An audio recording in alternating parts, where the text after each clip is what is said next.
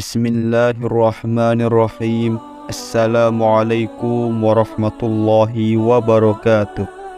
Syukur, Alhamdulillah, kita masih diberikan begitu banyak nikmat sehingga kita bisa bertemu di channel yang insya Allah berkah ini. Marilah kita senantiasa berselawat serta salam kepada junjungan kita Nabi Muhammad sallallahu alaihi wasallam. Allahumma sholli ala Sayyidina Muhammad wa ala ali Sayyidina Muhammad. Doa dan harapan saya kepada saudara sekalian, semoga diberikan kesehatan, dilapangkan rezekinya, diampuni segala dosanya, dan dipanjangkan umurnya. Amin ya rabbal alamin. Sahabat beriman, jamaah channel Sahabat Surga yang insya Allah dimuliakan oleh Allah Subhanahu wa Ta'ala.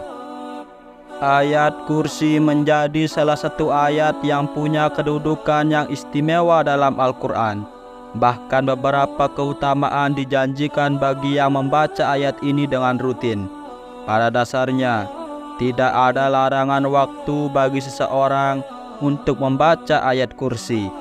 Sebab semua waktu yang digunakan untuk membaca Al-Quran bernilai baik di hadapan Allah Subhanahu wa Ta'ala. Namun, beberapa kali ulama menganjurkan bahwa beberapa waktu yang lebih utama untuk seseorang membaca ayat kursi.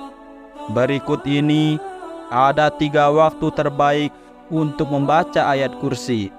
Yang pertama, selesai sholat fardu. Bila ayat kursi dibaca usai sholat fardu 5 waktu, maka Allah Subhanahu wa Ta'ala akan melindunginya hingga 3 sholat berikutnya. Selain itu, Allah juga akan mempersiapkan surga bagi para pengamalnya. Hal ini sesuai dengan hadis Rasulullah sallallahu alaihi wasallam.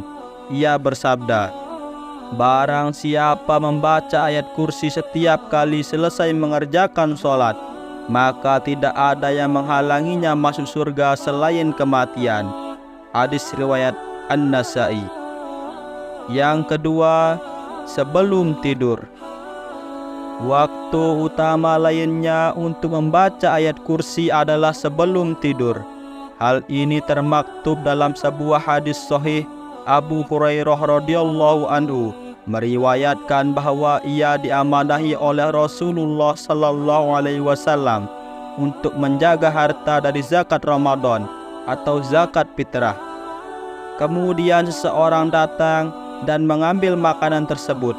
Ia pun mengajarkan kalimat yang disebutkan dapat memberikan manfaat dengan izin Allah. Ayat yang dimaksud adalah ayat kursi. Ia mengajarkan untuk membaca ayat kursi sebelum tidur. Tatkala pagi harinya, Rasulullah sallallahu alaihi wasallam bertanya, apakah yang dilakukan tawananmu tadi malam? Abu Hurairah menjawab, wahai Rasulullah, ia mengaku bahwa ia mengajarkan suatu kalimat yang Allah beri manfaat padaku jika membacanya, sehingga aku pun melepaskan dirinya. Rasulullah bertanya, apa kalimat tersebut? Abu Hurairah menjawab, ia mengatakan padaku, jika aku hendak pergi tidur di ranjang, hendaklah membaca ayat kursi hingga selesai, yaitu bacaan Allahu la ilaha illa huwal hayyul qayyum. Lalu ia mengatakan padaku bahwa Allah akan senantiasa menjagaku dan setan pun tidak akan mendekatimu hingga pagi hari. Dan para sahabat lebih semangat dalam melakukan kebaikan. Nabi sallallahu alaihi wasallam bersabda, adapun dia kala itu berkata benar, namun asalnya dia pendusta. Engkau tahu siapa yang bercakap denganmu sampai 3 malam itu, wahai Abu Hurairah? Jawab Abu Hurairah, tidak. Nabi sallallahu alaihi wasallam berkata, dia adalah setan. Hadis riwayat Bukhari nomor 2311. Yang ketiga, menjelang pagi dan sore hari. Dalam Ad-Durrul Mansur, disebutkan bahwa ayat kursi adalah sebesar-besarnya ayat dalam kitabullah. Kemudian, ayat kursi merupakan salah satu dari surah Al-Baqarah yang bila dibaca pada waktu sore hari akan dipelihara dari gangguan setan hingga pagi harinya.